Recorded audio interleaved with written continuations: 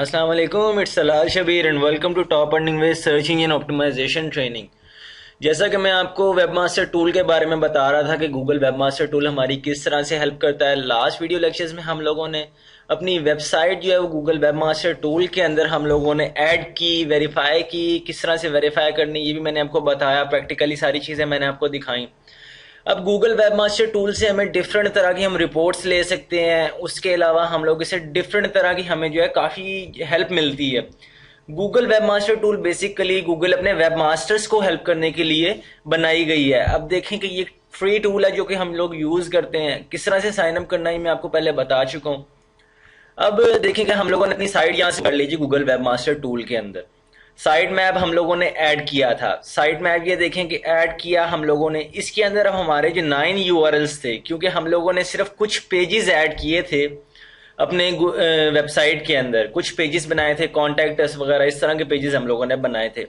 तो वो हम लोगों ने जब साइट मैप ऐड कर दिया तो हमारे पास ये यहाँ पे हमारे पास एक तो आगे जो ब्लू कलर में है ये सबमिट हो गए हैं इंडेक्स होने के लिए। गूगल इन्हें जो है क्रॉल करके चेक करता है। क्रॉल करके चेक करने के बाद फिर जाके इंडेक्स करता है। जिस तरह के 9 में से ये 7 यूआरएल्स, ये जो रेड बार आप देख रहे हैं इसके अंदर ये 7 यूआरएल्स ऐसी हैं कि जो कि गूगल ने अपने अंदर इंडेक्स कर ली हैं। और जो 9 यूआरएल्स हैं इसमें से 7 इंडेक्स हो चुकी हैं और 2 जो हैं वो अभी भी अंडर प्रोसेस हैं। उसको अभी गूगल जो है सारा चेक करेगा। चेक करने के बाद फिर आगे जाके वो ने अपने अंदर इंडेक्स करेगा। करता है सबसे पहले चेक करने के लिए। क्रॉलिंग ही मेन प्रोसेस होता है जिसके अंदर गूगल के जो रोबोट्स होते हैं वो आपकी वेबसाइट के ऊपर क्रॉल करके आपके कंटेंट को, आपके आर्टिकल चेक करते हैं कि इसके अंदर कितनी इन्फॉर्मेशन है, इसके अंदर कितने लिंक्स एडेड हैं, कितने इसके अंदर बैक लिंक्स हैं, ये क्या क्या इसके अंदर चीज़ें हैं, सारी इस तरह से चीज़ें चेक करके तब जाके गूगल इंडेक्स करता है। और इंडेक्स करने के बाद आपको गूगल जो वेबमास्टर टूल है, गूगल वेबमास्टर टूल बेसिकली आपको बहुत हेल्प करता है कि आप अपनी पेज रैंकिंग हासिल कर सकें गूगल सर्च इंजन के अंदर। पेज रैंकिंग क्योंकि बहुत इंपॉर्टेंट होती है, क्योंकि पेज रैंकिंग जब आपको मिल जाती है तो उससे आपको बहुत बेनिफिट होता है। आपको पेज रैंकिंग अगर मिल जाती है तो उससे आपको काफ़ी ज़्यादा ट्रैफिक भी मिलती है। उसके बाद अब जो सेकंड चीज़ है हमारे पास वो आई थी सर्च क्वेरीज। जब भी आप अपनी वेबसाइट के अंदर कोई कीवर्ड्स वगैरह यूज करते हैं, अपना कोई आर्टिकल लिख लेते हैं, अब उसके फॉर एग्जांपल उसके अंदर आप 2-3 कीवर्ड यूज करते हैं, earn money online, make money online, इस तरह के आप 2-3 कीवर्ड आप यूज कर लेते हैं उसके अंदर एक आर्टिकल के अंदर। अब अगर वो रिजल्ट आपकी गूगल सर्च रिजल्ट्स के अंदर शो होते हैं, उसको कोई पेज रैंकिंग मिली होती है आपके उस आर्टिकल को, आपके उस आर्टिकल वाले वेब पेज को अगर कोई पेज रैंकिंग मिल जाए गूगल के अंदर, तो वो फिर वहां से जब भी कोई अगर कोई आपकी वेबसाइट पे आएगा गूगल में से, यानी कि गूगल में अगर कोई सर्च करेगा वो कीवर्ड और वो गूगल में आपकी वेबसाइट जो है वो देखेगा और वहां से अगर आपकी वेबसाइट पे आएगा तो उससे हम सर्च क्वेरीज कहते हैं। वो सर्च क्वेरीज की रिपोर्ट जो है ये हमें यहाँ पे दिखाता है वेबमास्टर टूल, अगर हमने अपनी वेबसाइट इसके साथ वेरीफाइड की हुई हो, इसके अंदर ऐड की हुई हो। अब देखेंगे अगर कोई फॉर एग्जांपल मेरी एक साइट जो है वो टॉप रिजल्ट्स के अंदर शो हो रही है, तो वहां से अगर कोई इस कीवर्ड के लिए सर्च करता है make money online in Pakistan, और वहां पे टॉप पे अगर मेरे रिजल्ट्स में अगर मेरी वेबसाइट शो हो रही है, वहां पे अगर कोई भी मेरी वेबसाइट पे क्लिक करके आएगा तो वो एक इंप्रेशन जनरेट हो जाता है। यहाँ पे सर्च क्वेरीज के अंदर भी सेम एज इट इज एक ब्लू ग्राफ होता है और एक रेड जो है ग्राफ की बार होती है, एक ब्लू बार एक रेड बार। इसी तरह से ग्राफ पूरा शो होता है आपका डे बाय डे का।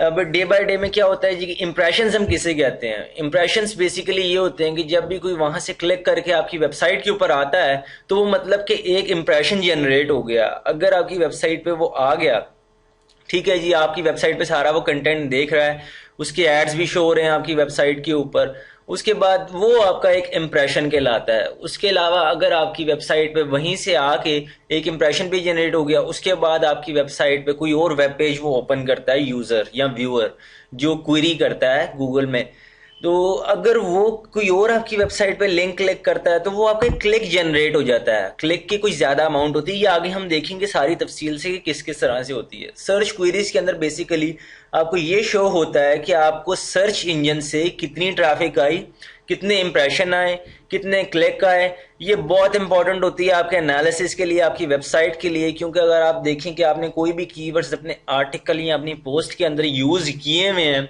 तो आपको किस तरह से पता चलेगा कि आपकी उसका कोई अच्छा परफॉर्म कर रहा है आपका आर्टिकल या नहीं। ये इस तरीके से हमें गूगल वेब मास्टर टूल जो है वो हेल्प करता है कि इससे हम सर्च क्वेरीज देख के हम ये पता लगा सकते हैं कि हमारे किस कीवर्ड पर ट्रैफिक आ रही है या फिर किस वेब पेज पर ट्रैफिक आ रही है। ये इस तरह का एनालिसिस करने में हमें बहुत हेल्प करता है। उसके बाद क्रॉल एरर्स। अगर गूगल जो है, आप देखें गूगल जब अपनी वेबसाइट जो है आपकी, आपका वेब पेज या आपका कोई भी लिंक अपने अंदर जो है इंडेक्स करता है, तो इंडेक्स करने से पहले वो आपका वेबसाइट जो है या आपका वेब पेज जो है वो क्रॉल करता है। क्रॉल करके वो एरर्स के लिए चेक करता है। मतलब कि अगर कोई इसके अंदर एरर है, गूगल के रोबोट्स जो हैं वो आपकी वेबसाइट के ऊपर क्रॉल नहीं कर सक रहे, आपकी वेबसाइट का कंटेंट देख नहीं सक रहे, आपकी वेबसाइट के ऊपर डिफरेंट फ्लैशिंग कंटेंट्स हैं जो कि गूगल जो है रीड नहीं कर सकता, तो इस तरह के एरर्स अगर कोई हो, आपके होस्टिंग सर्वर के अंदर कोई एरर हो, यानी कि अगर आपकी वेबसाइट 24 आवर्स जो है वो ऑनलाइन नहीं रह रही, उसके अंदर कोई प्रॉब्लम आ जाता है जो किसी किसी टाइम जो है वो डाउन हो जाती है वेबसाइट, तो इस तरह के एरर्स जो है वो यहाँ पे शो करता है क्रॉल एरर्स वाले सेक्शन के अंदर। अब क्रॉल एरर्स वाले सेक्शन के अंदर ये robots.txt फाइल आपकी होती है, जिसके अंदर अगर आपने कोई पेज इंडेक्सेबल नहीं करना हो, अपना कोई लिंक इंडेक्सेबल नहीं करना हो, मतलब कि अगर आप चाहते हैं कि आपका वेब पेज जो है वो आपके गूगल के अंदर इंडेक्स ना हो, तो वो यहाँ पे शो हो जाता है कि हाँ जी ये लिंक जो है इसके साथ कोई एरर है जिसकी वजह से गूगल जो है इस पे क्रॉल नहीं कर सक रहा। सो क्रॉलिंग एरर्स जो है वो यहाँ पे आते हैं अगर गूगल आपका कोई कंटेंट या आपका कोई पेज या आर्टिकल या आपका कोई भी लिंक जो है वो रीड ना कर सके, तो वो आपके क्रॉल एरर्स जो है वो यहाँ पे शो होते हैं। ये बड़ा तीनों जो है बड़ी मेन चीजें हैं। अगर आप जो है सही अपनी वेबसाइट को चलाना चाहते हैं, अपनी सर्च इंजन ऑप्टिमाइजेशन इफेक्टिव बनाना चाहते हैं, तो बहुत ज़रूरी है कि आप अपनी वेबसाइट का साथ साथ एनालिसिस करें।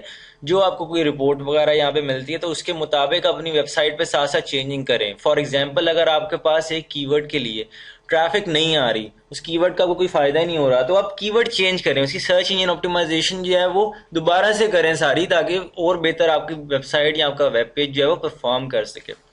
अब साइट मैप्स के बारे में आपको थोड़ा सा मैं और बता दूं। जब भी आप कोई अपनी वेबसाइट के अंदर कोई न्यू लिंक या कोई आर्टिकल या पोस्ट वगैरह लिखते हैं, तो इससे क्या होता है जी कि आपकी वेबसाइट के अंदर एक न्यू लिंक क्रिएट हो जाता है। मतलब कि एक कोई भी अगर आप कोई न्यू आर्टिकल लिखते हैं तो उसका जाहिर सी बात है उसका लिंक भी होगा।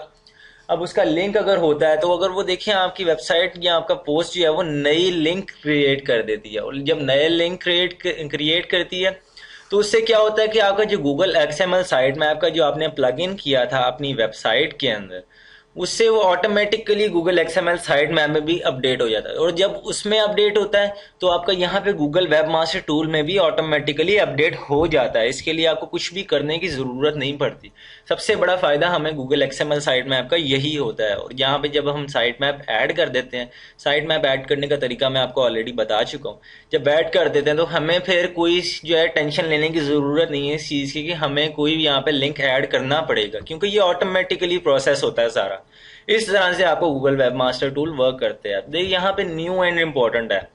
अब देखिए हमने अपनी वेबसाइट जो है वो ऐड की, हमें डिफरेंट मैसेजेस आ जाते हैं, यानी कि अगर कोई एरर है, कोई वार्निंग है गूगल ने हमें देनी है तो क्या होता है जी कि यहाँ पे हमारे जो है मैसेज आ जाता है कि हाँ जी improve the search presence of blog.topendingways.com, यानी कि अपनी जो सर्च प्रेजेंस है गूगल के अंदर, जो आपकी अगर कोई सर्च करता है वेबसाइट तो उसकी प्रेजेंस को आप इम्प्रूव करें, यानी कि इस पर सर्च इंजन ऑप्टिमाइजेशन करें। क्योंकि अभी हम लोगों ने सर्च इंजन ऑप्टिमाइजेशन सिर्फ एक आर्टिकल के ऊपर की, जो मैंने आपको करके दिखाई थी प्रैक्टिकली सिर्फ परफॉर्म करने के लिए। ये वेबसाइट सिर्फ मैं आपको डेमो देने के लिए हम लोगों ने बनाई, इस वजह से इसकी सर्च प्रेजेंस इतनी अच्छी नहीं है।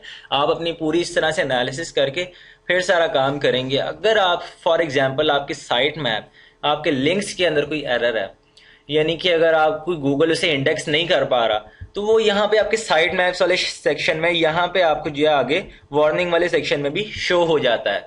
सो आपने इस तरह से एनालिसिस करके अपनी वेबसाइट को सारा बहुत बेहतर जो है बनाना है, और साथ साथ अगर कोई एरर हो तो उसको साथ साथ रिजॉल्व करते जाएं। ये नहीं कि आपका अगर कोई एक एरर है आप कहते हैं जी कि मैं बाद में जो है इसे रिजॉल्व कर लेता हूँ, इस तरह से आपने बिल्कुल भी नहीं करना।